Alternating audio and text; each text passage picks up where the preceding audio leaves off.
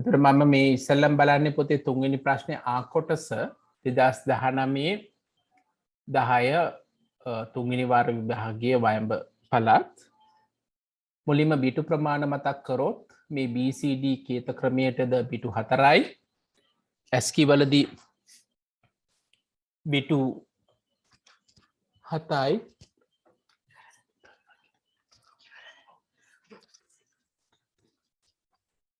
MCD වලදී බිටු 8යි සහ unique කෝඩ වලදී පුතාලගේ මට්ටමේදී අපි කියන බිටු 16යි කියලා. හැබැයි මට කියන්න ඕනුනේ බිටු ප්‍රමාණ මේ විදිහට උනාට BCD වලදී 2 4 16ම අපි භාවිතා කරන්නේ අන්න ඒක පළවෙනි දේ මතක තියාගන්න ඕනේ. මේකෙදි අපි පාවිච්චි කරන්නේ මේ ඩෙසිමල් නම්බර්ස් බිංදු ඉඳන් 9 දක්වා 10ක් ලක්ෂණ 10ක් පාවිච්චි කරන්න විතරයි. හරි? එතකොට පුතාලා ගත්තොත් 2 කියන එක අපි වගේ බිටු 4කින් දක්වන්න පුළුවන් එක බිංදුව කියලා ওই විදිහට 9ට ගියොත් හරිද? ඕකේ නෝ 1.1 ඔතනින් එහාට නෑ 10 කියන එක අපි ගන්න එක බිංදුවයි පාරක්. කෙනෙක් මගෙන් ඇහුවොත් කොහොමද 10 එන්නේ කියලා 10 කියන එක අපි BCD ක්‍රමයට නම් දක්වන්නේ එක වෙනම දානවා බිංදුව වෙනම දාන අන්න ওই විදිහට. ඒ නිසා මතක තියාගන්න මේකේ අනුලක්ෂණ ප්‍රමාණය 10යි. පළවෙනි එකට. මේකට විතරයි මේක එන්නේ. හැබැයි එතනින් පස්සේ ඒවට දෙකේ බල ගන්න පුළුවන්.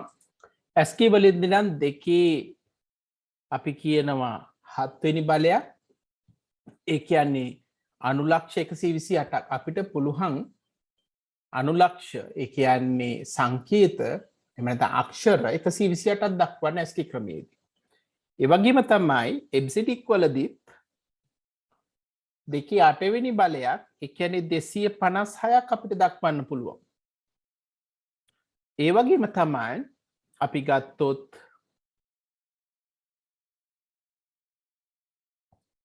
යුනිකේත ක්‍රමයේදී දෙකේ 16ක් ඒ කියන්නේ 65536 අතර මීට වඩා වැඩි දැන් අලුත්ම විදිහට අපි ගත්තොත් නමුත් මේ විදිහට අපිට ගන්න පුළුවන්.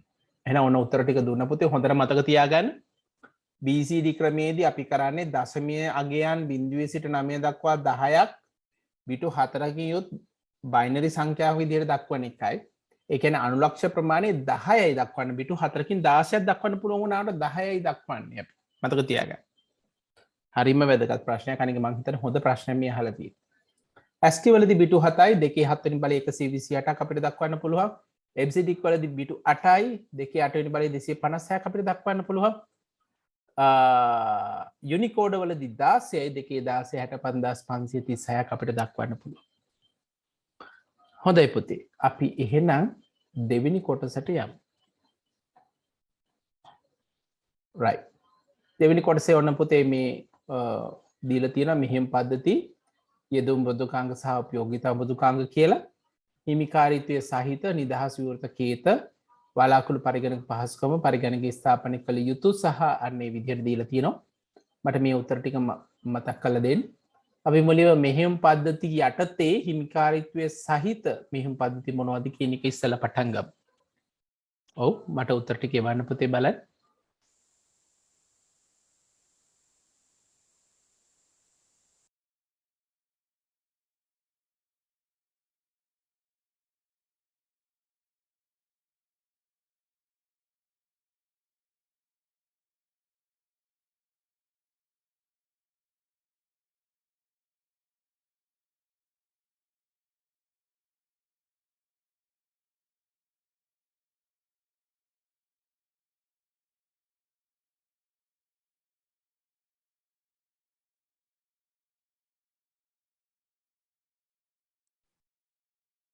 තමොත් මට උත්තර ටික එවලා තියෙනවා අනික් අය පුතේ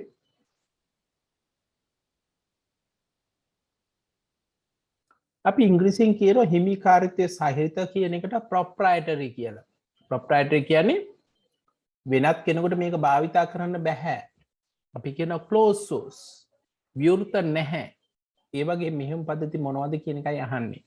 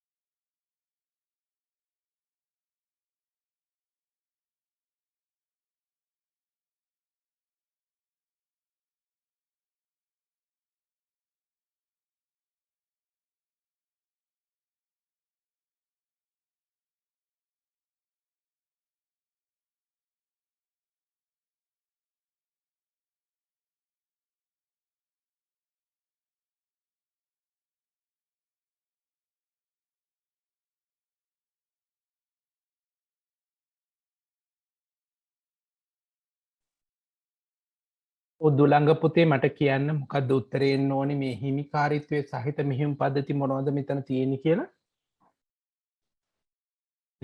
අපි උත්තර ටික ලියමු. මොනවද එන්නේ? හිමිකාරීත්වයේ සහිත මෙහෙයුම් පද්ධති. පළවෙනි එක Windows 10.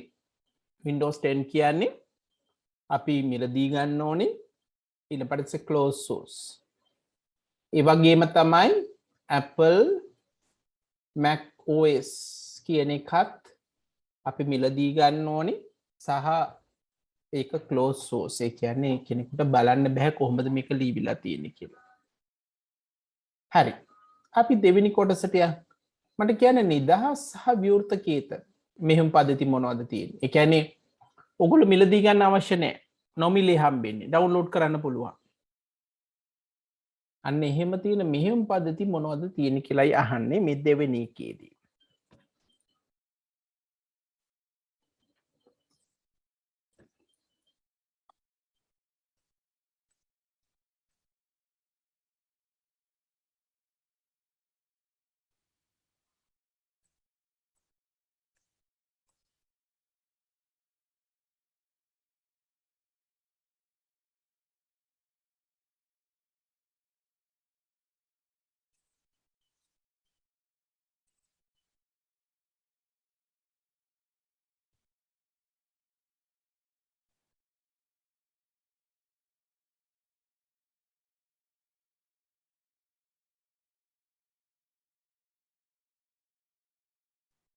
ඔව් දනේෂ මොකක්ද උත්තරේ එන්න ඕන එකට?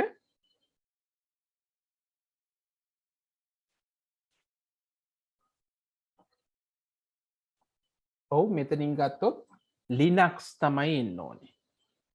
right? එහෙනම් මතක තියාගන්න Linux මෙහෙයුම් පද්ධතිය අපි ගත්තොත් ඒක නිදහස්. ඒ කියලා කියන්නේ මිලදී ගන්න අවශ්‍ය නැහැ. විවෘත කේත කියලා කියන්නේ මේක ලියවිලා තියෙන විදිහත් ඔයාලට බලන්න පුළුවන්.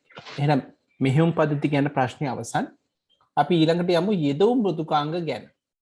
යෙදවුම් මෘදුකාංග ගත්තාම පුතේ අද වෙනකොට අපිට මේවා පරිගණකයේ ස්ථාපනය කළ කියන්නේ ඉන්ස්ටෝල් කරලා පාවිච්චි කරන්න පුළුවන්.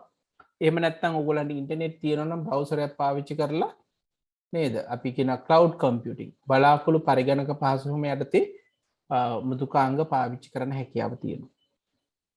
තර ප්‍රශ්න මුලින්ම අහනවා මේ යෙදවුම් මෘදුකාංග යටතේ වලාකුළු පරිගණක පහසුකම සහිතව භාවිතා කරන්න පුළුවන් මෘදුකාංග මොනවද කියලා මේ පහත දීලා තියෙන ලයිස්තුවේ.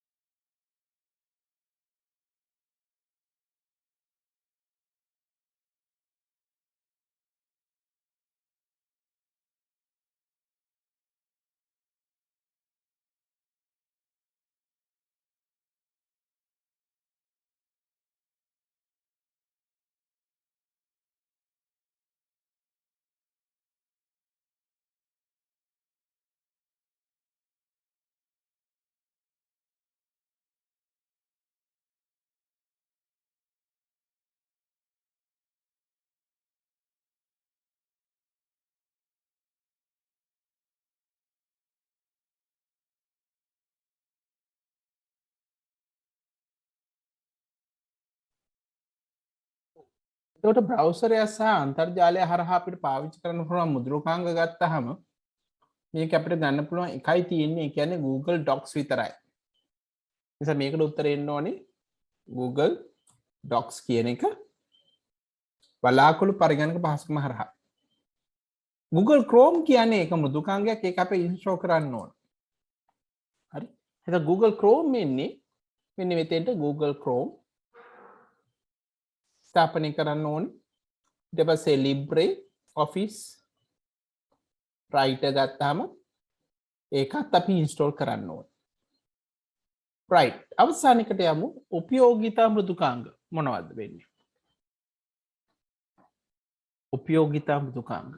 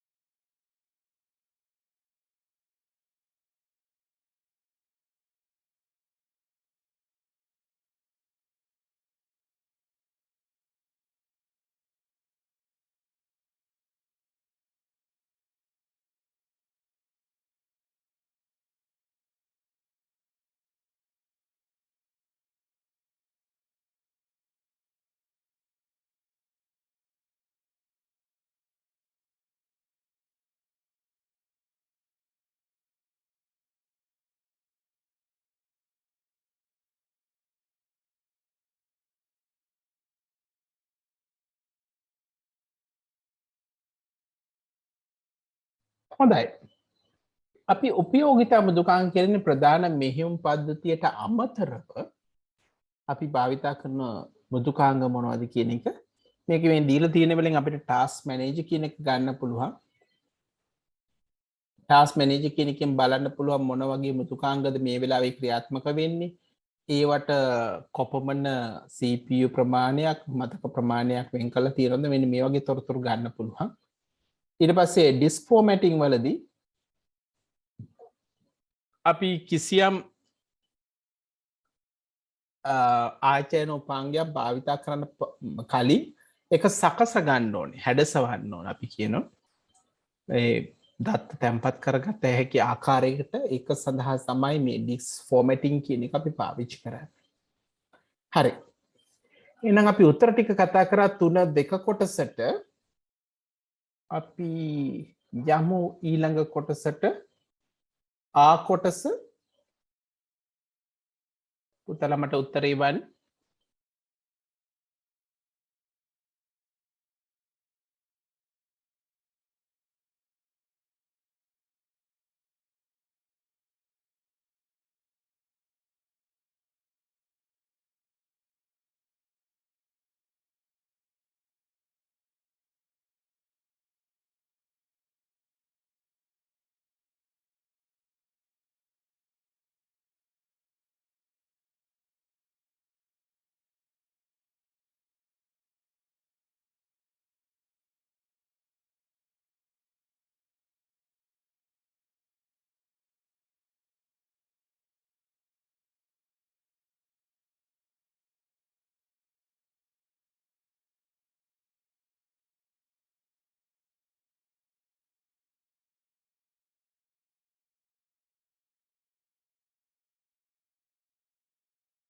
right. අපි දන්නවා මේ ජාල වර්ග පැතිරලා තියෙන ප්‍රමාණය අනුව අපිට කොටස් 3කට වෙන් කරන්න පුළුවන්. කිසියම් ගොඩනැගිල්ලකට වගේ සීමා වෙනවා නම් එවැනි තැනක නිර්මාණය කරන ජාල වර්ගයකට අපි කියනවා ස්ථානීය ප්‍රදේශ ජාල කියලා. ඊළඟට කිසියම් නගර අතර නම් එමෙන්නත අපි කියන කිලෝමීටර් 16කට වඩා අඩු ප්‍රමාණයක නම් මේක ක්‍රියාත්මක වෙන්නේ. එවැනි ජාලයකට අපි කියනවා පුරවර ප්‍රදේශ ජාල කියලා. අපි කියනවා මෙට්‍රොපොලිටන් ඒරියා නෙට්වර්ක් කියලා. එතනින් එහාට ගියොත් රටරටවල් අතර විශේෂයෙන් අපි අන්තර්ජාලය වගේ පුළුල් ප්‍රදේශයක් ආවරණය වෙනවා නම් අපි එවැනි ජාල වර්ගයකට කියනවා පුළුල් ප්‍රදේශ ජාල කියලා. ප්‍රශ්නේ අහනවා සිසුවෙක් තම විද්‍යාලයේ පරිගණක කාමරයට ගොස් ඔහුගේ පුද්ගලික පරිගණකය තම පාසලේ පරිගණක ජාලය හා සම්බන්ධ කරයි. කම්පියුටර් ගිහිල්ලා නේද? ස්කෝලේ තියෙන නෙට්වර්ක් එකට ජොයින් කරනවා. කේබල් එකක් ගන්න. ඉන්පසුව අන්තර්ජාලයට පිවිස තොරතුරු හා සංනිවේදන තාක්ෂණ විෂයට අදාළ පෙළපොත අධ්‍යාපන ප්‍රකාශන දෙපාර්තමේන්තුවේ වෙබ් අඩවියෙන් බාගත කරගන්න. අන්න වැඩක් කරා. අහනවා මොන වගේ ජාල වර්ගද පාවිච්චි වෙන්නේ කියලා. එහෙනම් පාසල් පරිගණක ජාලයට සම්බන්ධ වෙනවා නම් මේක කිනම්ද වෙන්නේ? ස්ථානීය ප්‍රදේශ ජාලයක්. එහෙම නැත්නම් local area network තමයි වෙන්නේ. එහෙම වෙලා අපි අන්තර්ජාලයට සම්බන්ධ වුණොත් එන සම්බන්ධ වෙන්නේ පුළුල් ප්‍රදේශ ජාලයකට එහෙම නැත්නම් wide area network කියන එකට තමයි සම්බන්ධ වෙන්නේ. හරි. බොහොම හොඳයි එහෙනම් පුතේ. මට උත්තරේ වල තිබුණා චමෝද් right නිසත්ම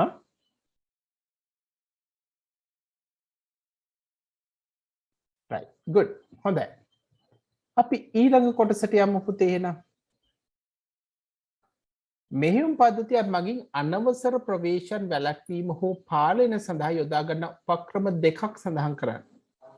මෙහෙයුම් පද්ධතිය පාවිච්චි කරොත් වෙනත් අයෙකුට unauthorized access වෙනත් කෙනෙකුට සම්බන්ධ නොවන විදිහට එහෙම නොවෙන්න මොනවද තියෙන අවස්ථාවන් කියලා තමයි අහන්නේ.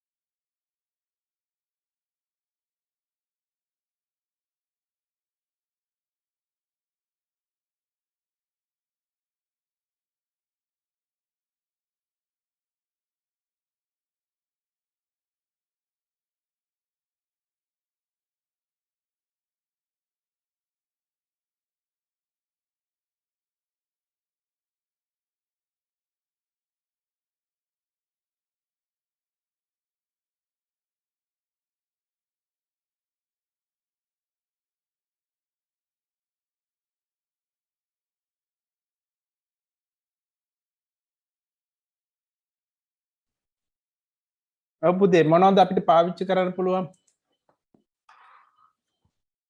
username password.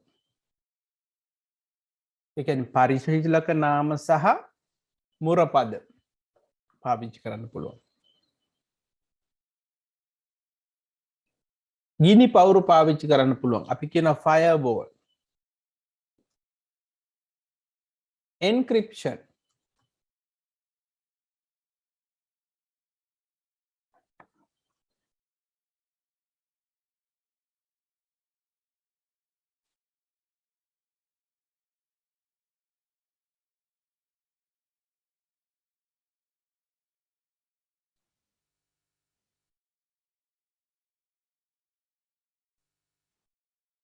අපි කියන ගුප්ත කේතනය කියලා. එන්ක්‍රිප්ෂන්. ඒ කියන්නේ ෆයිල් එක ඕපන් කරාට කෙනෙකුට බලන්න බැහැ මොනවද ඇතුලේ තියෙන්නේ කියලා. එන්ක්‍රිප්ට් කරන්න පුළුවන්. ඊට අමතරව අපිට two factor authentication අපි කියලා කියනවා.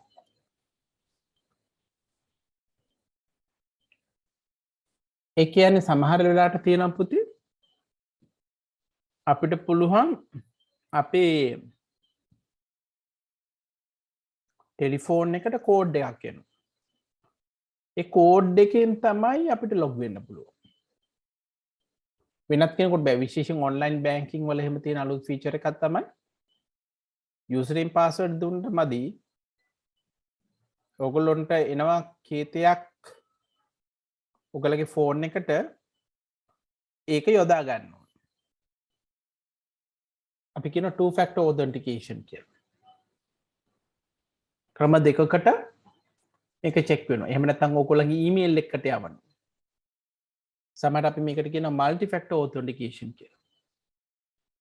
ඔයගොල්ලගේ fingerprint එක පාවිච්චි කරන්න පුළුවන්. හරි. voice එක පාවිච්චි කරන්න පුළුවන්. username password වෙනුවට නේද? face recognition. නේද? මුහුණ හඳුනා ගැනීම පාවිච්චි වෙනවා දැන්. voice recognition. එහෙනම් අපේ අර සාමාන්‍ය ක්‍රම වලට එහා කිය ක්‍රම ගණනාවක් තියෙනවා. මේකෙන් දෙකක් බලලා ලියන්න. එහෙනම් අපි ලිව්වා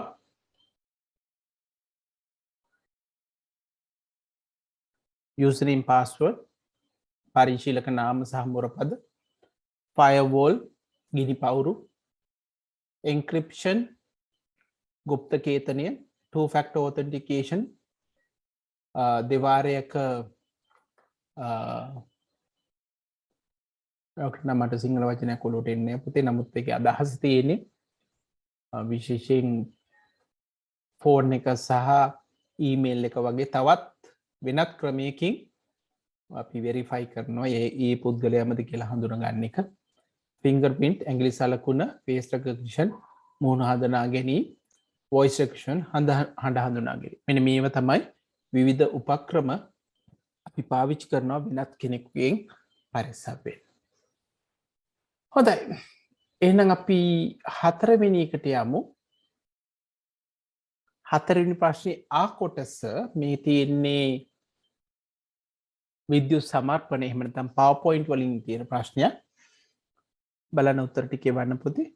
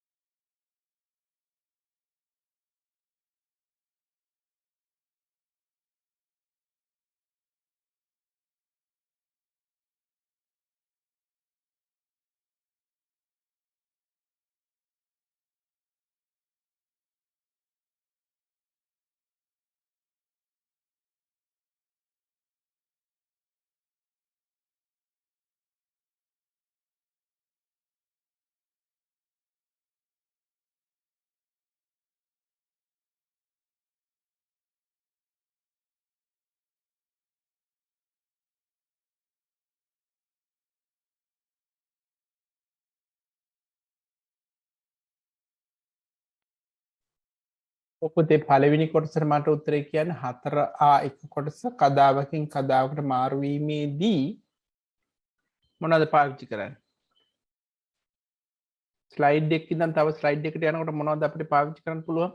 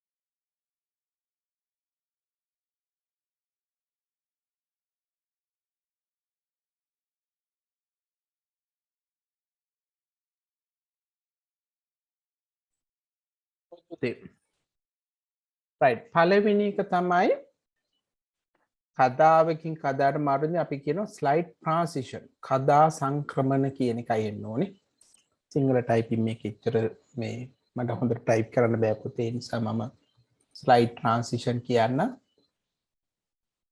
හැබැයි ඒක අදහස කදා සංස්ක්‍රමණ කියන එක ඒ කියන්නේ එකක ඉඳන් තව එකකට වෙනස් වෙනවා කියන අදහස තමයි පාවිච්චි වෙන්න ඕනේ ඊට පස්සේ අපි කියන සමර්පණය විවෘත කර යතුරු සංයෝජන බාධක නව සමර්පණය අලුත් එකක් ගන්න නම් මොකක්ද අපි පාවිච්චි කරන ෂෝට්කට් කී එක කියන එකයි අහන්නේ. ඔයගොල්ලෝ දන්නවා මේක ඕනම එකදී අලුත් එකක් ගන්න නම් කන්ට්‍රෝල් එකත් එක්ක අපි n කියන යතුරු දෙකකට පාවිච්චි කරන්න ඕනේ. ඊළඟට තුන්වෙනි එක අහනවා කදාවක ස්ථානීය වෙනස් කිරීම. ඒ කියන්නේ පළවෙනි ස්ලයිඩ් එක තුන්වෙනි ස්ලයිඩ් එකටත් තුන්වෙනි ස්ලයිඩ් එක දෙවෙනි ස්ලයිඩ් අනේ වගේ තැම් මාරු කරන්න ඕන. ඒ සඳහා අපි පාවිච්චි කරන්න ඕනේ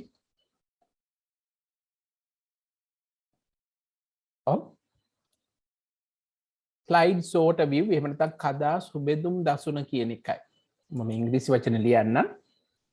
ස්ලයිඩ් සෝට view. කදා සුබෙදුම් යතුරු.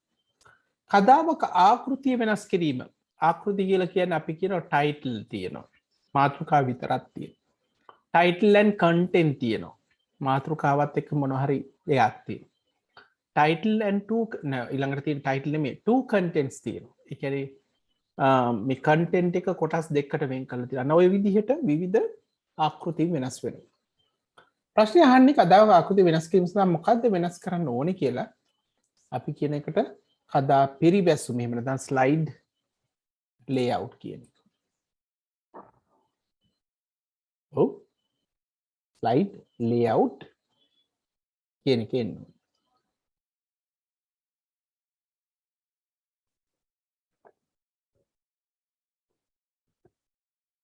අපි අවසානයකට යමු. කදාවක් ඇති රූප අකුරු සඳහා මොනවද පාවිච්චි කරන්න පුළුවන්? ඔව්.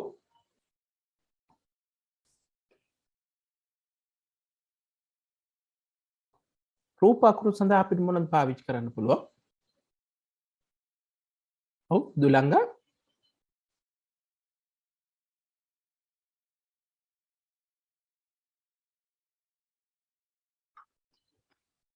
ඔව් අපිට කියන්න පුළුවන් සජීවීකරණය නැත්නම් ඇනිමේෂන් කියන එක. නෝට් එකක් දාගන්න. හරි පුතේ. එහෙනම් අපි 4A කොටසට අදාළ උත්තර ටික ඩිස්කස් කරලා ඉවර කරා. අවසාන කොටසට යමු අපි එහෙනම්.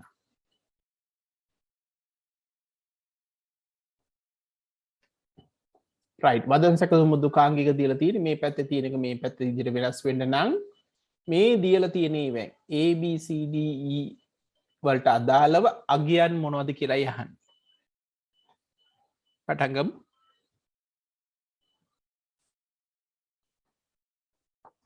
මේක අහන්නේ මේ දීලා තියෙන එකට අදාළව 1 2 3 4 5 මෙන්න මේකට අදාළව මොනවද ඉන්න ඕනේ කියන එකයි අහන්නේ. ඔව් පටන් ගමු.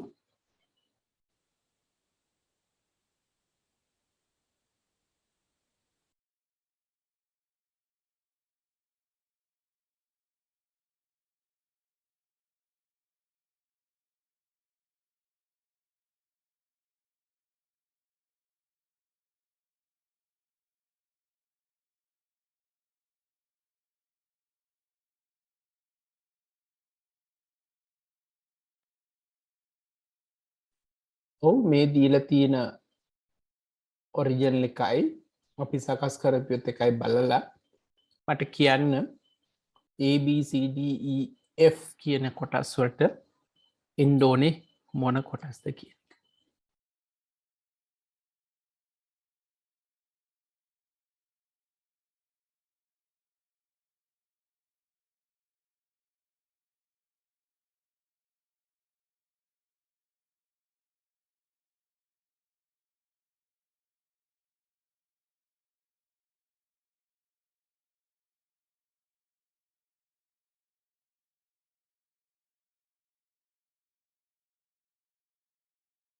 ඔව් මට නිසස්ම උත්තර ටික ඒවල තියෙනවා පුතේ අනික් කට්ටිය ටක් ගාලා එවන්න. හරි දුලංගත් එව්වා. බොහොම හොඳයි.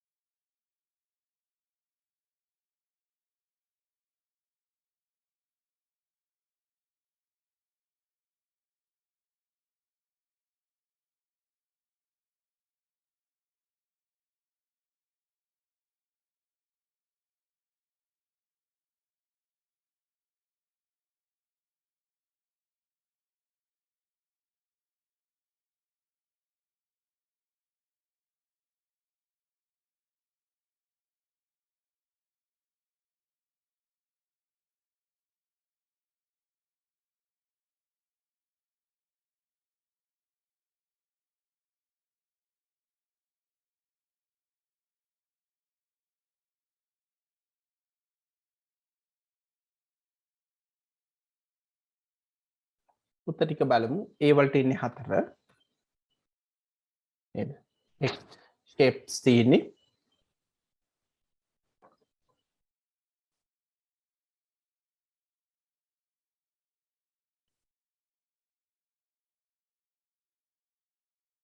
ඒ වලට 4 B වලට ඔව් මොකක් වෙන්නේ නැද්ද? චේන්ජ් කේස් කියන එකයි එන්න ඕනේ. ඒ කියන්නේ අක්ෂර පුතාලට පේනවා ඇති ඔක්කොම කැපිටල්. චේන්ජ් කේස් තමයි වෙන්නේ. නම් B වලදී අපිට ගන්න වෙන්නේ ඔව් 6 කියන එක. ඔක්කොම කැපිටල් කරගන්න උඹනේ චේන්ජ් කේස් කියන එක තමයි පාවිච්චි වෙන්න ඕනේ. C සාමාන්‍යයෙන් දෙපැත්තම එක හා සමානව ජස්ටිෆයි කරලා තියෙන එකට එකක් දීලා නැහැ. ඊට පස්සේ පේලි අතර පරතරය කියන එක දීලා තියෙනවා 8.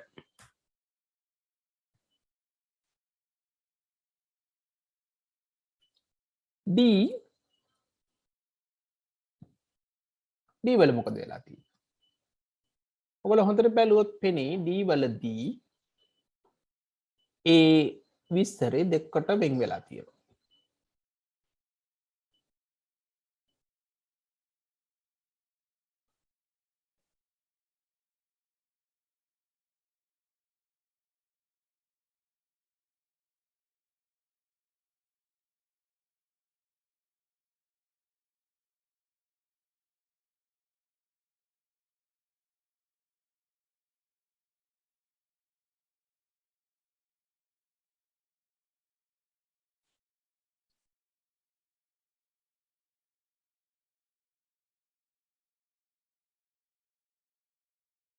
P වලට අහලා තිබ්බා තරුෂි අහලා තිබ්බා 5 6 11 තුනම එන්නේ නැද්ද කියලා. එන්න පුළුවන්. මම නෑ කියන්නේ. ඒකේ හේතුව තමයි 5 කියන එකෙන් කරන්නේ මේ ෆොන්ට් එකේ සයිස් එක වෙනස් කරනවා කියන එක. පුතාට හිතෙනවා නම් ඒකේ සයිස් එක වෙනස් වෙනවා කියලා ඒක එන්න ඕනි. 6 චේන්ජ් කේස් එන්න ඕනේ අනිවාර්යයෙන්ම. 11 නම් එන්න ඕනේ නැහැ. 11 එන්න ඕනේ නැද්ද?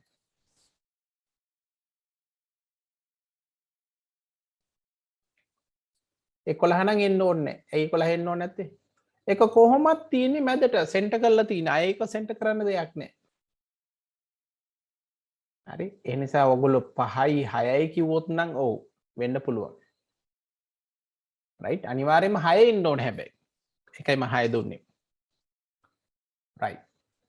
ඊට පස්සේ D පුතාලට පේනවාද කොලම්ස් දෙකකට බෙදලා තියෙනවා. ඒ කියන්නේ 12 තමයි එන්න ඕනේ.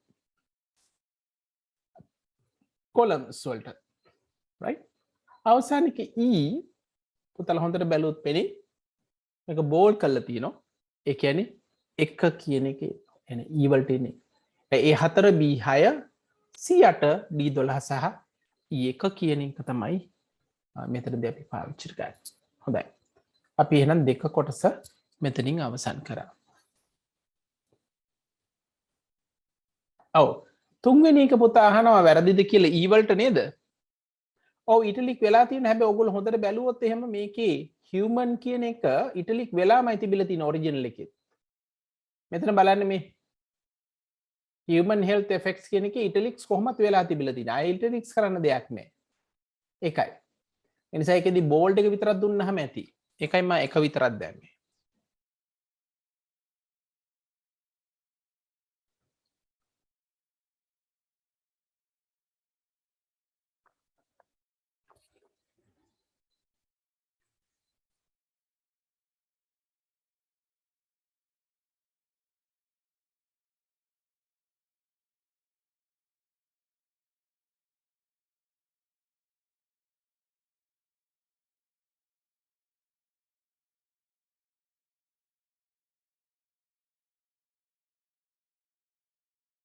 අරුෂාල තියෙනවා D වලට 12යි 8යි 5යි.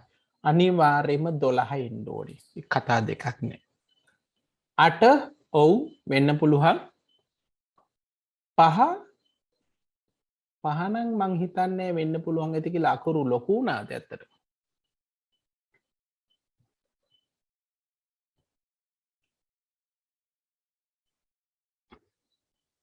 right. හොඳයි පුතේ. එහෙනම් අපි එක කොටසට යමු. එක කොටසේ මට පුතාලා මුලින්ම එකේ ඉඳන් 10 වෙනකම් ප්‍රශ්න 10 උත්තර ටික එවන්න. ප්‍රශ්න 10 අපි ඉස්සෙල්ලා උත්තර ටික එවන්න. ඊට පස්සේ අපි ඩිස්කස් කරමු. right. පටන් ගමු.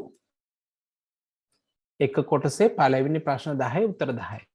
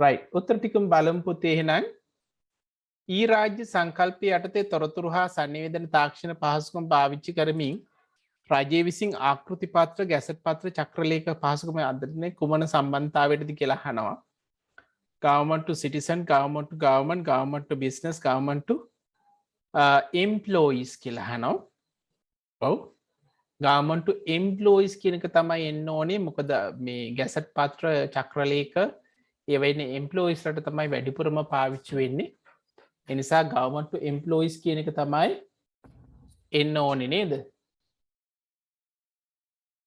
right government to employees කියන එක එන්න ඕනේ right නූතන කර්මාන්ත සඳහා රොබෝ තාක්ෂණ දාගෙන සම්බන්ධ පහළ ප්‍රකාශ සාවද්‍ය ප්‍රකාශනය කුමක්ද මූලික පියවර අවම වීම වෙන්න බැහැනේ පොතේ නේද වැඩි වියදමක් යනවා නිර්මාණය සඳහා වැඩි වියදමක් යනවා හැබැයි ඊට පස්සේ නම් මේ වාසි ඉතුරු වාසි ටික අපිට ලැබෙනවා ඒ නිසා දෙකට එන්න ඕනේ දෙවෙනි එක උත්තරේ පුතාලගේ දත්ත සම්ප්‍රේෂණ මාධ්‍යන වඩාත්ම දොරින් පිහිටි ස්ථාන අතර දත්ත සම්ප්‍රේෂණය කිරීමේ හැකියාව ඇති නියම නොවන කියලා කියන්නේ ෆිසිකල් මීඩියම් එකක් නොවන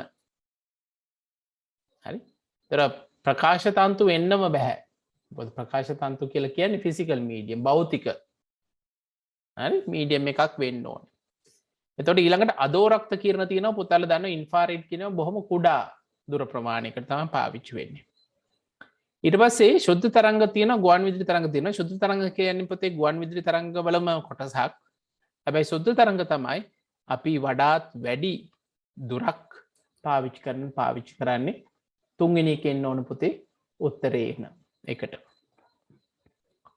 right හතරවෙනි එකට යමු අනෙකුත් පරිගණක පරම්පරාවේදී දක්නට නොලැබුණු පස්වෙනි පරම්පරාවේ පරිගණක මෘදුකාංගවල පවණක් මුල්වට දක්වා යුතු ලක්ෂණය මොකක්ද කියලා අහනවා පස්වෙනි පරම්පරාව වෙනකොට කෘත්‍රිම බුද්ධිය මත පදනම් වෙච්ච ඒවා තමයි තිබුණේ. සා තුන්වෙනි එක කෘත්‍රිම බුද්ධිය මත පදනම් වූ හඬ හඳුනා ගැනීම තමයි අපිට පිළිතුරක් විදිහට මේකෙදි ගන්න පුළුවන් වෙන්නේ.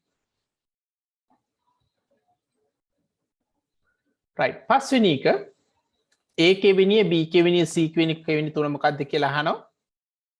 ඔව් ජාලගත කිරීමේදී පාර්ශ්ව විද්‍යාව RJ45 පරිගණකයක් නම් සම්බන්ධ වෙන්නේ එකේ තියෙන ඩිජිටල් රූපාන්තරයක් නම් බොහෝ විට VGA නැත්නම් HDMI වෙන්න පුළුවන්. හරි මුද්‍රණ යන්ත්‍රයක් නම් බොහෝ විට USB වෙන්න ඕනේ. ඒ නිසා අපිට මේකෙදි RJ45 VGA USB කියන එක ගන්න පුළුවන්. 6 වෙනි ප්‍රශ්නේ අහනවා A8 16 යන ෂඩ් දශමික සංඛ්‍යා දිව්‍ය අෂ්ටමී සහ පද්‍ය වල අගයන් පරිවර්තනය කරමින් ලැබෙන පිළිතුර. හොඳ ප්‍රශ්නයක්. ඔව් අපින් අහන්නේ A8 කියන එක. A8 කියන එක අපි දිව්‍ය සංඛ්‍යා A කියන්නේ 10යි. පුතලා දන්නවා මේකෙදී 8 4 2 1. එතකොට 1.1 තමයි 10 කියන්නේ. 1.0.0 කියන්නේ 8 කියන්නේ. ඔන්න තියෙනවා දිව්‍ය සංඛ්‍යා කියේ. කොහොමද 1.1.1.3 1.1.1.3 හරි උත්තරේ වෙන්න ඕනේ 1 හෝ 2 ඒ පළවෙනි එක අෂ්ටමී කරන්න මේක තුනේ ගොඩවල් වලට ගැහුවොත් හරි මුලින්ම එනවා 1.0 කියන්නේ 2යි 1.1 කියන්නේ 5යි බිඳුව එහෙනම් 258 කියන එක එනවා අෂ්ටමී සංඛ්‍යාව විදිහට ෂඩ් දශමීය සංඛ්‍යාව ගත පිටු 4 ගානේ වෙන් කරන්න ඕනේ 4 ගානේ වෙන් කරොත් පුතාලට පෙනේ ඒක අපි දන්නවනේ නේ මේකේ දශමී අගය අහනවා දශමී අගය කියලා කියන්නේ ඒ කියන්නේ 10යි 10 වැඩි කරනවා 16 ඒකට එකතු කරන්න ඕනේ 8 වැඩි කිරීම එකෙන් හරි ඒ කියන්නේ 168යි 168 කියන එක එනවා එනිසා පිළිතුර ඔව් 6ට එන්න ඕනේ දෙවෙනි එක. හරි. 6ට දෙවෙනි එක තමයි පිළිතුර එන්න ඕනේ. 7 වෙනි ප්‍රශ්නේ 124 සහ 457 අනුපිළිවෙලින් දැක්වෙන උත්තරය අහනවා පුතේ හොඳ ප්‍රශ්නයක් එක. මේකට ටිකක් වෙලා යන්න පුළුවන්. ඕගොල්ලෝ මුලින් ඉඳන් බෙද ගියොත්. මම නිසා කෙටි ක්‍රමයක් කතා කරොත් පුතාලා දන්නවා 124 කියන එක හැදිලා තියෙන්නේ අපි දන්නවා 1 තියෙන්න ඕනේ හරි 2 තියෙන්න ඕනේ 4 තියෙන්න ඕනේ. ඔය අපි කිව්ව ස්ථානීයගේ මම මේ දාගෙන යන්නේ. ස්ථානීයගෙන් දාගෙන යන්නේ. 16 තියෙන්න ඕනේ. 32 තියෙන්න ඕනේ. 64 තියෙන්න ඕනේ. රයිට්. මම ඔතනින් දැනට නවත්තන 124 නම්. ඒතර 124 නම් 64 ඒව එකක් එන්න ඕනේ. ඒතර 64ක් අඩු කරාම 124න් 60යි. 32 ඒව එකක් එන්න ඕනේ. ඒතර 60න් 32ක් නම් 28යි. 28න් 16ක් යන්න ඕනේ. 12යි. 12න් 8ක් යන්න ඕනේ. 4යි. 4න් 4ක් ගියොත් ඔව් බිංදුවයි බිංදු දෙකයි. අන්න අපිට ආවා උත්තරේ එකේව 5ක් එකේව 2ක්. පළවෙනි උත්තරේ 124 කියන එකට. මේක අශ්‍රමය කරන්න නම් 3 ගොඩවල් දාන්න ඕනේ.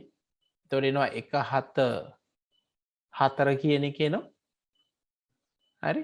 ඊට පස්සේ මේක අෂ්ටමය කියලා ෂට්දශමය කරන්න නම් 4 4 තියෙන්න ඕනේ. නම් මොකක්ද එන්න ඕනේ 7යි C කියන එක එන්න ඕනේ. ඔය විදිහටයි තියෙන්නේ. එහෙනම් දැනට ගත්තොත් ඔව් 1 5යි බිංදු 2යි 174 8යි තුන්වෙනි උත්තරේ වැරදි දැනට. හරි මේ උත්තරේ දැනට වැරදි. හරි 716 කියන එක එනවා. රයිට්. දෙවෙනි එකෙන් උත්තරේ හොයන්න යන්නේ. දැන් 457 වුණොත් නම් අරට වඩා දුර යනවා. 1 එනවා 2 එනවා 4 එනවා 8 එනවා 16 එනවා 32 එනවා 64 එනවා 128 එනවා 256 512ක් එන්නේ නේ පුතේ. හරි. එහෙනම් ඔන්න ඕන් ස්ථානීයගේ ටික මට ආවා.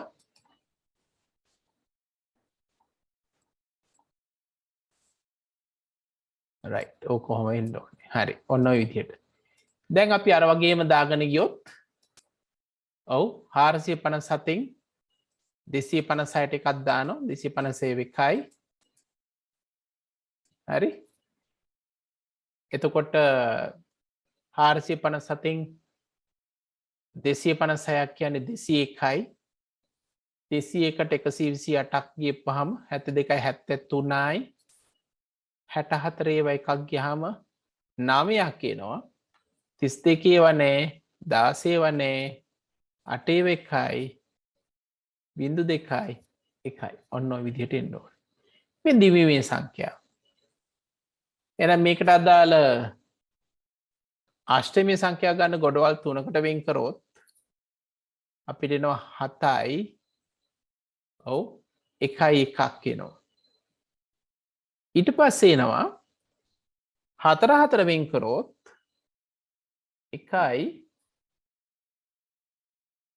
C 9 අන්න ඔය ටික එනවා. එහෙනම් දෙවෙනි කොටසේ දෙන්න ඕනේ එක්කෝ 1C 8 මේක වැරදි 1C 9 එහෙනම් දෙවෙනි උත්තරේ තමයි මේකෙදි අපිට පිළිතුර විදිහට පාවිච්චි කරන්න පුළුවන් වෙන්නේ. right බොහොම හොඳයි. එහෙනම් අපි ඊළඟ එකට යමු. අහනවා 0.04යි 3යි 2යි යන සංඛ්‍යා වැඩිම විශේෂ අගය. වැඩිම විශේෂ අගය කියලා කියන්නේ බිංදුව නොවන විශාල මාග්ගය. දැන් බිංදුව නොවන විශාල මාග්ගය තියෙන්නේ මෙන්න මෙතන. ඇයි? 0.04ක අගයක් තියෙනවා. අඩුම අගය බිංදුව නොවන අඩුම අගය අන්න එන්නවා 2. මෙන්න මෙතන. බිංදුව ගණන් ගන්න බෑ. බිංදුව මේක අයින් කරන්න පුළුවන්. වෙනසක් වෙන්නේ නැහැ.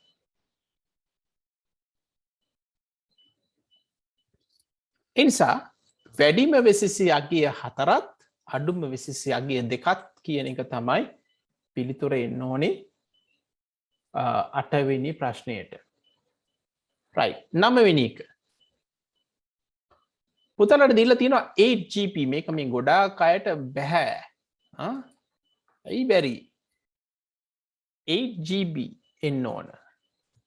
8GB කියලා කියන්නේ පුතේ මතක තියාගන්න. මේක සමාන වෙනවා 8 into 1024 MB. 1024 MB කියන එකට කෙනෙකුට ඕන ලියන්න පුළුවන් එක වැඩි කිරීම 210. මේක 210 MB කියන්න පුළුවන්. එහෙනම් MB වලින් තියෙන 223ක් වෙන්න බෑනේ. මොකද 8 කියන්නේ 2 3යි. 8 කියන්නේ 2 3යි. 210. එහෙනම් 213ක් තමයි එන්න ඕන. මෙගාබයිට් වලින්. ඒ නිසා පළවෙනි උත්තරේ වැරදි. මේක වැරදි. රයිට්. කිලෝබයිට් තියෙන හින්දා අපි කිලෝබයිට් වලටත් මාරු වෙමු. කිලෝබයිට් කියලා කියන්නේ අරකම තමයි. හරි? අපි 8GB කියන එක ගත්තොත් 8 වැඩි කිරීම 1024 කිව්වහම මෙගාබයිට්. ඒකෙත් 1024 වුණොත් කිලෝබයිට් එනවා. එතකොට මේ කියන්නේ 2 3 2 10 2 10 කියන්නේ 223ක් නේද? හොඳට බලන්න. 223ක් තමයි කිලෝබයිට් වෙන්නේ. 223 කියලා තියනවද? චුට්ටි වෙනසකින් තියෙන්නේ. කොහොමද තියෙන්නේ? 8 වැඩි කිරීම 220. හරිනේ දෙකම එකයි. ඒ කියන්නේ මේක 8 තියෙද්දි හරි 1020 කියන්නේ 210 1020 කියන්නේ 210 ඒ කියන්නේ 220. 20 කිලෝබයිට් තමයි අපිට පිළිතුර එන්න ඕන. ඒක තමයි අපේ උත්තරේ නේද? එහෙනම් මේකෙදි 8 වැඩි කිරීම 220ක් කිලෝබයිට් කියන එක එන්න ඕන. 10 වෙනි එක අපි 10ට වෙනකන් මම කරන්න කිව්වේ චුම්බක ප්‍රකාශ සහ ඝන තත්ත්වය. චුම්බක වලට අදාළව ඉන්නේ මම මේක පාට වලින් ගන්න highlight කරමු. චුම්බක වලින් ගත්තොත් චුම්බක වලින් තියෙන ඒවා වෙනවද වෙන්නේ? දුරට තැටිය චුම්බකයි, නාම්‍ය තැටිය චුම්බකයි. ඊට පස්සේ නාම්‍ය තැටිය right නාම්‍ය තැටිය. ඔන්න චුම්බක. ප්‍රකාශ කියලා ගත්තොත් ඔප්ටිකල්. ඒ කියන්නේ CD DVD. හරි? බ්ලූරේ තැටිය එනවා. සංයුක්ත තැටිය එනවා. right ඒ ප්‍රකාශ. ඝන තත්ත්වයේ ගත්තොත් හරි මතක කාඩ්පත් ඝන තත්ත්වේ සැනිලි ද්‍රාවක කියන එක තත්ත්වේ right මේ තුන පිළිවෙලට තියෙන්නේ කියන්නේ කහ නිල් රතු තුන්වෙනි එක තමයි අපේ පිළිතුර වෙන්න ඕනේ.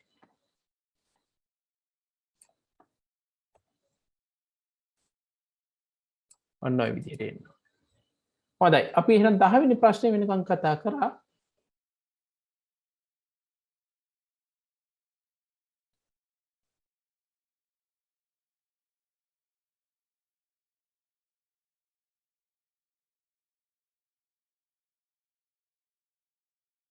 right හොඳයි පුතේ. එහෙනම් අපි 11 ඉඳන් 20 දක්වා ප්‍රශ්න ටිකට උත්තර ලියමු. හරි මට හොයලා දෙන්න ටක් ගාලා 11 ඉඳන් 20 වෙනකන් උත්තර ටික කරලා මට එවන්න. ඊට පස්සේ මම ඩිස්කස් කරන්නම් පුතේ. පටන් ගමු.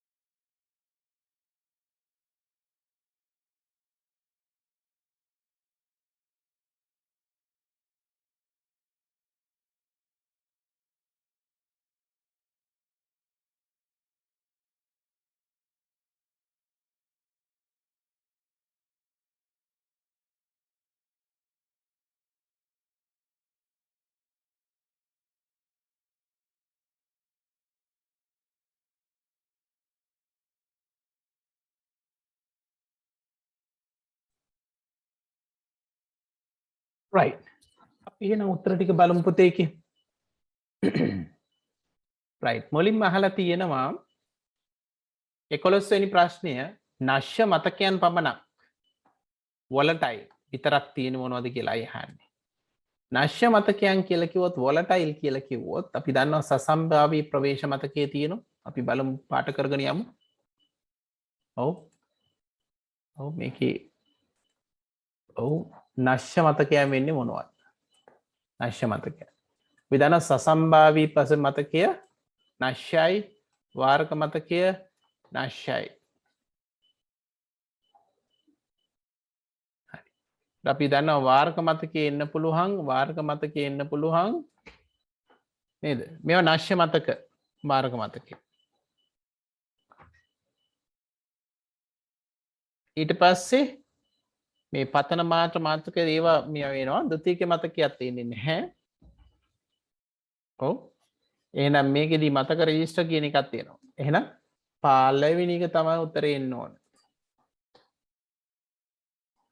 හරි මේකේ පළවෙනි එක තමයි උත්තරේ එන්න ඕන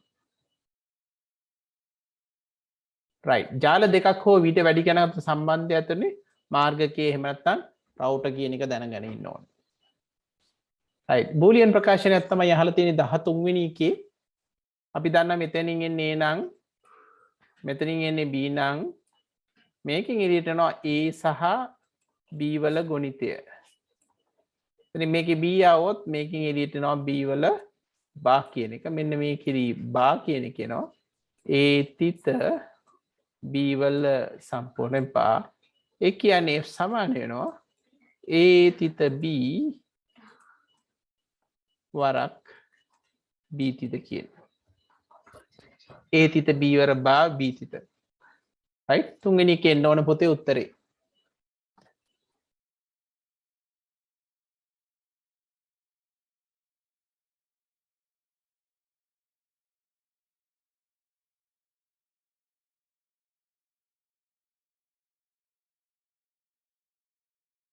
BCD සංඛ්‍යාවේදී අපි කතා කරා ඒ කියන්නේ බිඳුවේ සිට 9 දක්වා අගයන්. ඒකෙදි මේකෙදි ගත්තොත් 9යි බිඳුවයි වරදක් නැහැ. මේකෙ ගත්තොත් එහෙම 9යි 8යි වරදක් නැහැ. ඔව්.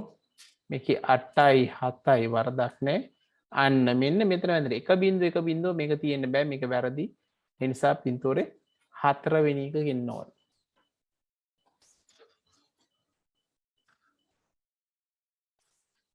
right මේකෙදී අපි අගයන් ගත්තොත් මේක එනවා AB මේක එනවා AB වරක් B බා කියන එක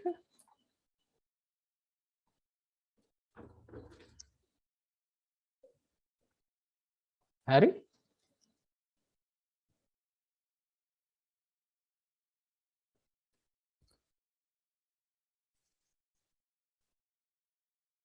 මෙතනින් එනවා B බා මේ සම්පූර්ණ එකේම බා කියන එකයි එන්න ඕන හරි AB ගුණිතේ බා එහෙනම් අපි දන්නවා A එනවා B එනවා අපි අගයන් ටික ලියමු ඔව් මේක එන්න ඕන ඒවා තමයි A එනවා B එනවා AB ගුණිතේ එනවා B බා එනවා AB ධන B බා එනවා අවසානයේ AB ධන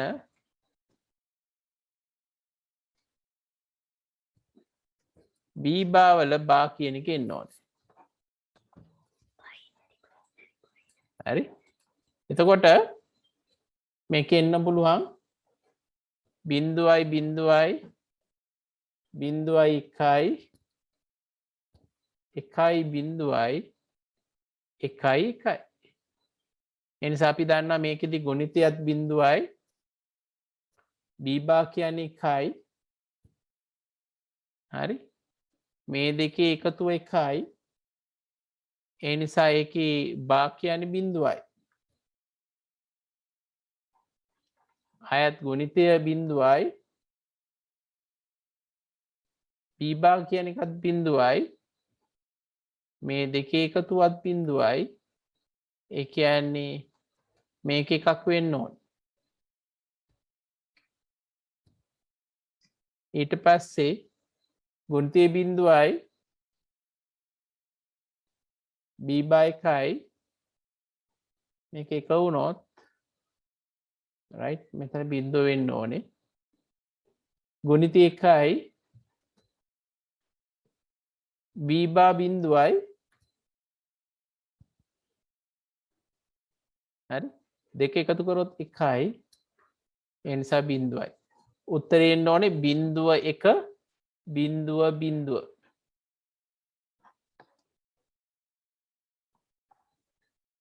හරි එහෙනම් මේකෙදී අපි ගත්තොත් 0.1 එන්න ඕන.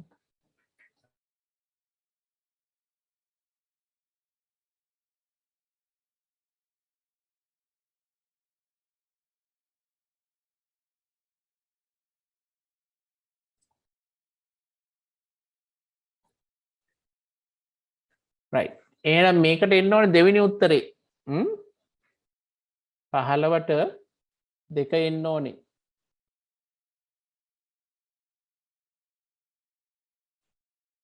ඔව් මදුෂිගේ හරි දුලංගගේ හරි ධනේෂගේ හරි ඔව් නිසල්ගේ හරි හොඳයි පුතේ right ඊළඟ එකට යමු.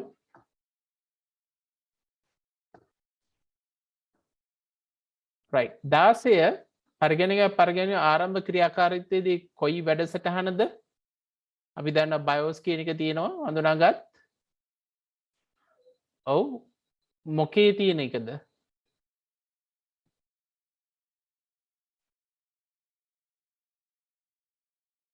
ඔව් boot sequence MBI එහෙනම් BIOS boot sequence MBI දෙවෙනි එකේ එන්න ඕන. හරි 16ට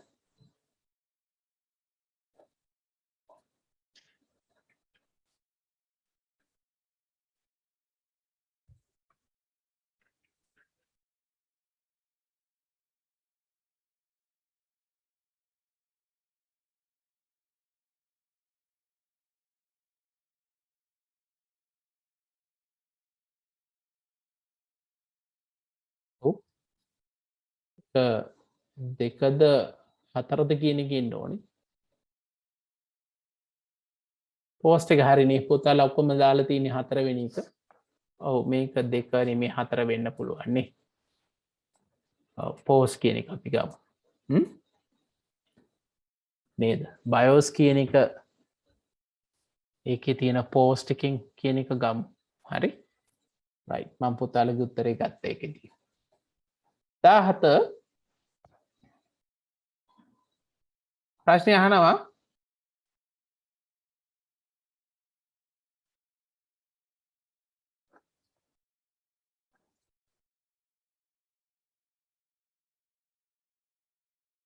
පංගු බෙදීමට මොකක්ද අවශ්‍යතාවය කියලා කියනවා. ඒ කියන්නේ පාටිෂන් කරන්නේ අපි මොන වගේ අවස්ථාවලද කියලා අහනවා. පොතේ වෙන් කරන්නේ එකක් තමයි මේ දත්ත වෙන වෙනම තබා ගන්න. ඒ හරි මෙහෙයුම් පද්ධති වල අමතර පංගු අවශ්‍ය වෙන විශේෂයෙන් Linux වගේ මෙහෙයුම් පද්ධති වල B හරි එකකට වඩා තියෙනවා නම් මේකත් හරි. ඒ නිසා පිළිතුර වෙන්න ඕනේ 17ට 4 වෙනි එක ABC සියල්ලම කියන එක. 18 වෙනි එක තනි පරිශීලකයෙකුට බහුකාර්යයෙන් සිදු කිරීම සඳහා මෙහෙයුම් පද්ධතියක් ලෙස සැලකිය නොහැකි මුල් කාලයේ තිබුණු MS DOS තමයි එන්න ඕනේ. උපයෝගිතා වැඩ හඳුනා ගත්තේ මොකක්ද කියලා අහනවා. එදී මගේ පුතේ එන්න ඕනේ ගොනු කළමනාකරණය ෆයිල් මැනේජර් කියන එක තමයි එන්න ඕනේ. ඒක උපයෝගිතා වැඩසටහනක් නෙමෙයි. 20 ක්ලවුඩ් කම්පියුටිං යටතේ පාවිච්චි කරන බලාකුළු පරිගණනය 24 Google Docs කියන එක තමයි එන්න ඕනේ. right තව 10 minutes තියෙනවා පුතේ. ඒ නිසා 20 ඉඳන් අපි යමු 30ට. ඊළඟ ප්‍රශ්න 10ට පුතේ මට උත්තර ටික එවන්න.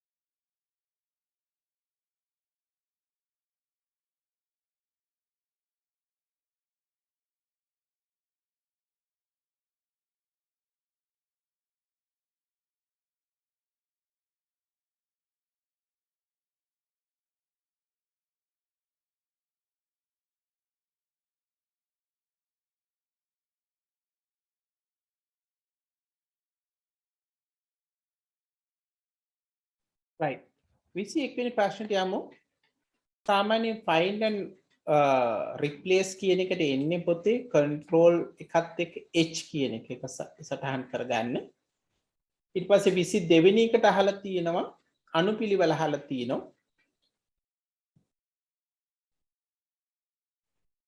ඉන්ඩෙන්ටේෂන් එක කියන්නේ අනුඡේදනය මේ වමට කෙල්ල කිරීම පේලි පරතරයේ තීරු බෙදීම 22කට දෙවෙනි එකේ එන්න ඕන පොතේ උත්තරේ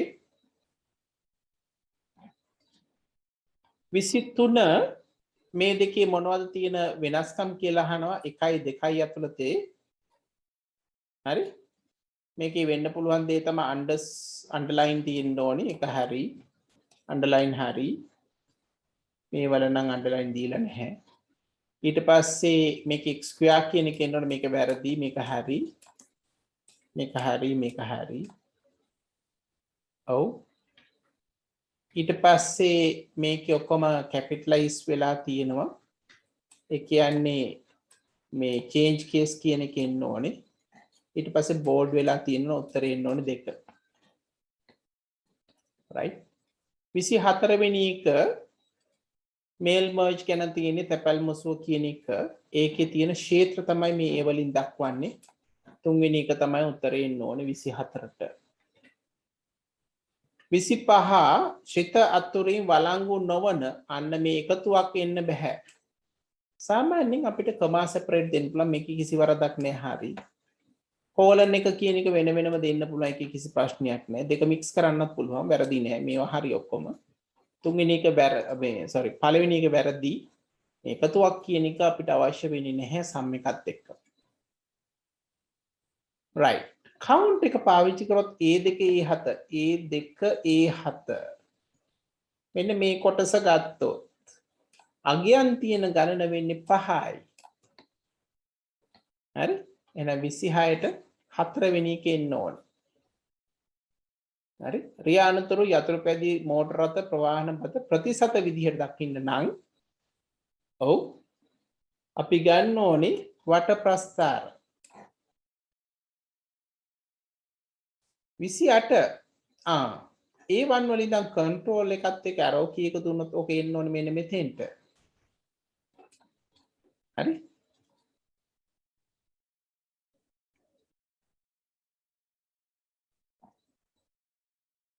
මේකේ හරි උත්තරේ 4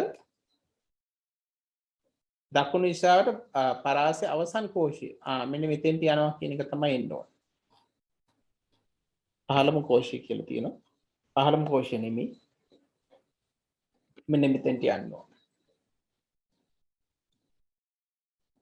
29 අන් සූත්‍ර සටහනක් තියෙන්නේ අපි බලමු කොහොමද සුළු කිරීමක් එන්නේ කියලා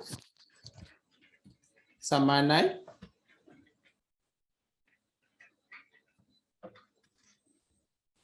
ඔව් තුන්වෙනි බලය එකතු කිරීම 3 බෙදීම 3 වැඩි කිරීම 2 ඍණ 5 කියලා ඉන්නේ අපි මුලින්ම වරහන සුළු කරන්න ඕනේ 3 තුන්වෙනි බලය 9යි ඒක ඇතුලේ වරහන ඇතුලේ එකට එකතු කරනවා 3ක් බෙදුවා 3න් වැඩි කරා 2කින් අඩු කරා 5ක් 9 3යි 12යි 12 3ෙන් බෙදුනොත් 4යි 4 ගුණ කිරීම 2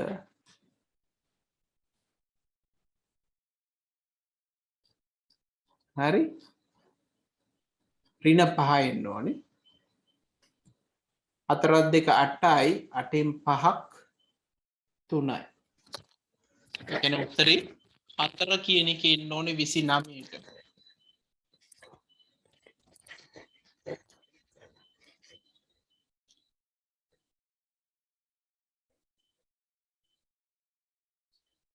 හරිද බලන්න එපාර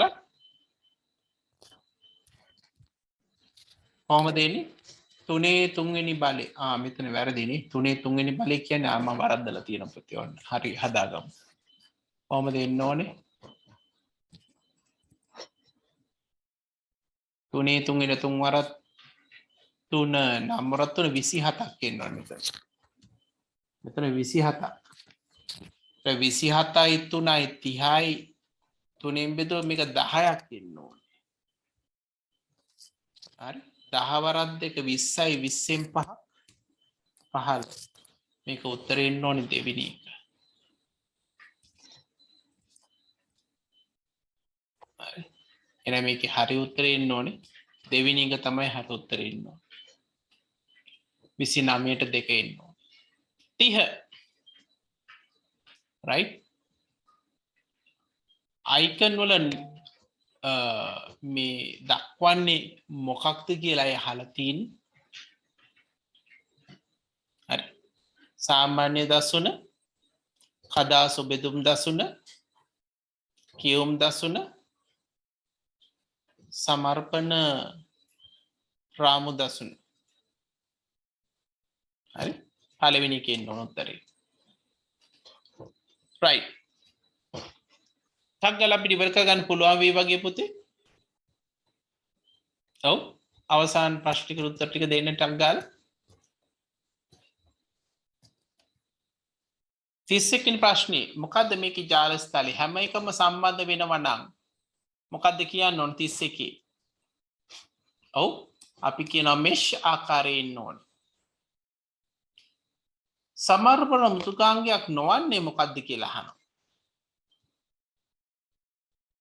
ඔව් මේකට එන්න තුන්වෙනි එක ලයික්ස් කියලා කියන්නේ අතරම බ්‍රවුසර් එකක් ටෙක්ස්ට් බ්‍රවුසර් එකක් කීනෝට් ඉම්ප්‍රෙස් කොරල් ප්‍රසන්ටේෂන් මේ තුනම ප්‍රසන්ටේෂන් සොෆ්ට්වෙයාර් විදිහට තමයි ඉන්නේ. 33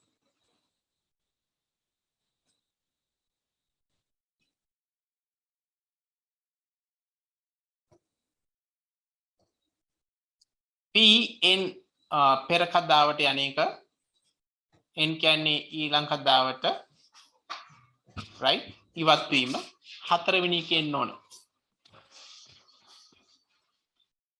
34 අහනවා ක්ෂේත්‍ර ගණන සහ රෙකෝඩ ගණන. ක්ෂේත්‍ර ගණන 3යි රෙකෝඩ ගණන 4යි 34ට 1 කියන උත්තරේ එන්න ඕන. 35 ප්‍රාථමික ක්ෂේත්‍ර වඩා සුදුසු ක්ෂේත්‍රය ක්ෂේත්‍ර මොනවද කියලා අහනවා. රියදුරු වගුවේ රියදුරු බලපත් නම්බරේ තියෙනවා වාහන අංකයේ තියෙනවා දුරකථන අංකයේ තියෙනවා නම තියෙනවා.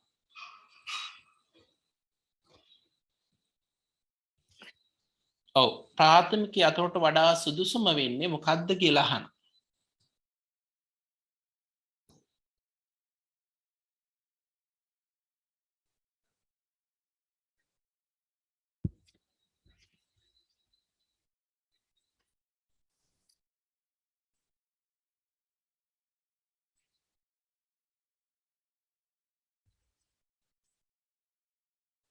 ඔව් ඇත්තටම කිව්වොත් පුතේ දුරකථන අංකයක් ඉන්න පුළුවන්. රිය බලපත්‍ර අංකයක් වෙන්න පුළුවන්. වාහන අංකයක් වෙන්න පුළුවන්.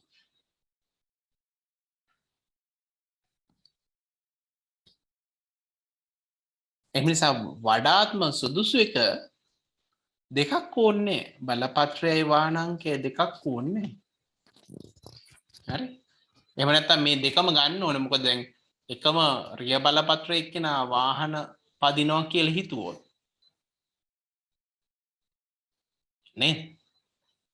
එහෙම වෙන්න පුළුවන්.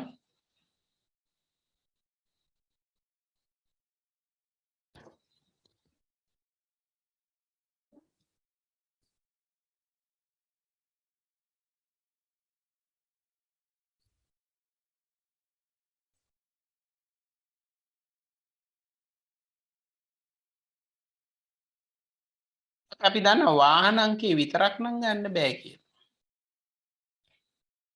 ඒ වාහන අංකේ විතරක් ගන්න බැරි. ඒකේ නැවත නැවත ඉදලා තියෙන. එහෙනම් වාහන අංකේ වෙන්න බෑ.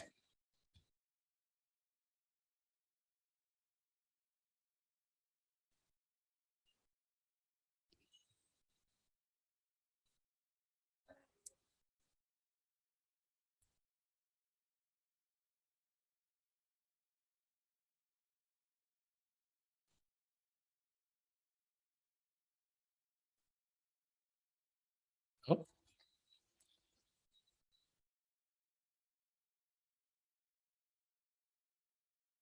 ඒ නිසා මට මේකේ ගන්න පුළුවන් රියදුරු වගුව නිසා රිය බලපත්‍ර අංකය කියන එක ගන්න පුළුවන්.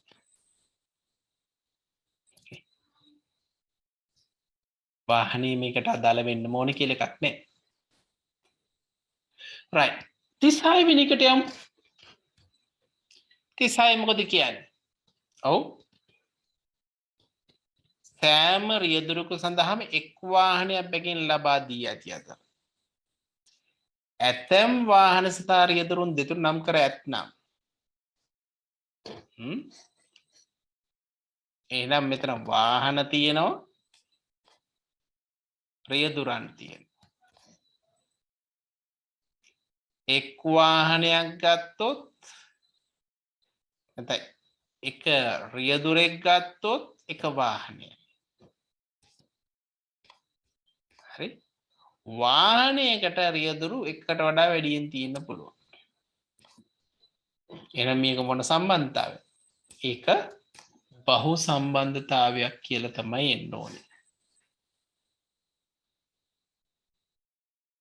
sorry බහු නෙමෙයි මම විතර වැරද්දුවා.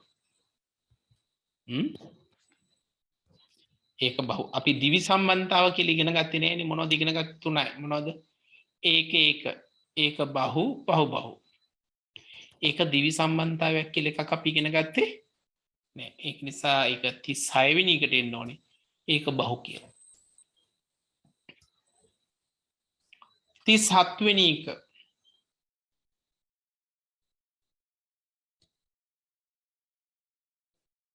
ඔව් දැන් අරකින් මේක ගන්න ඕන නම් මොකද්ද අපි කරන්නේ? මේ අවශ්‍ය කොටස විතරක් ඕන නම්. ඔව් අපි ගන්න ඕනේ විමසුමක්.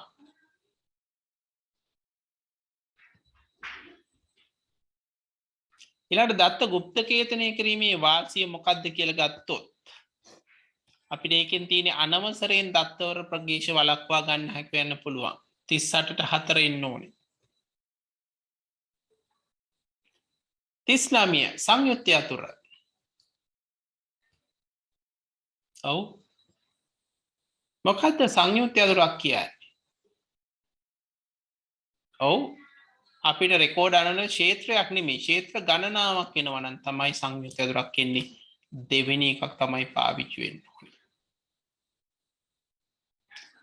40 එකම වගෝක එකම දත්ත රෙකෝඩයේ නැවත නැවත ඇතුළත් වීම. හරි අපි කියනවා දත්ත සමරික්තතාවය කියලා.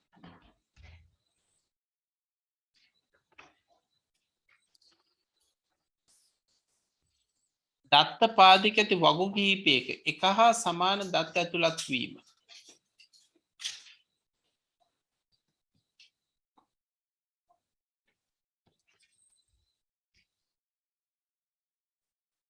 ඔව් අපි කියනවා දත්ත සමරික්තතාවය කියලා.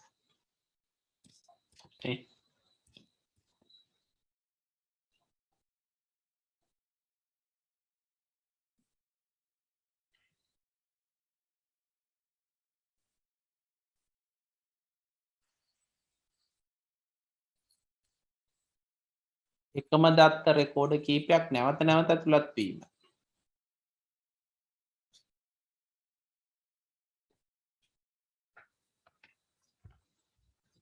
එතකොට අපිට එක ගන්න පුළුවන් data duplication කියලා නේද?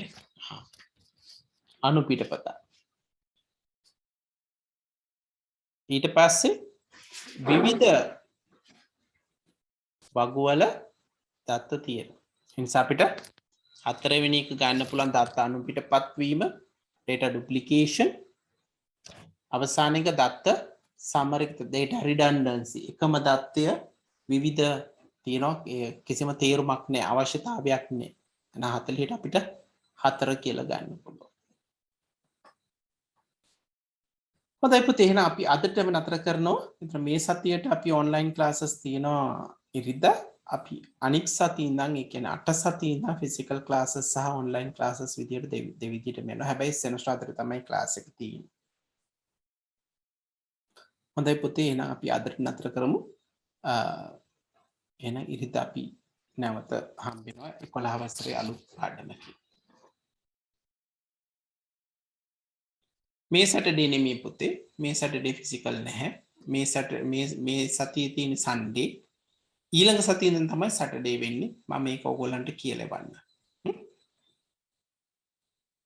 අපි මේ සතිය නම් පටන් ගන්නවා ක්ලාස් එක ෆිසිකලි පොතේ. නමුත් ඕගොල්ලන්ට පටන් ගන්න නැහැ මේ සතියේ. අපි අනිත් සතියේ ඉඳන් තමයි හිතාගෙන ඉන්නේ ඕගොල්ලන්ට පටන් ගන්න කියලා. හොඳයි පුතේ එහෙනම් good night හැමෝටම. ලබන සතිය හම්බෙමු. තවත් පේපර් එකක් මම එවලා තියන්නම් ඕගොල්ලන්ට තව ටිකක් මේව ටික වැඩ කරගන්න.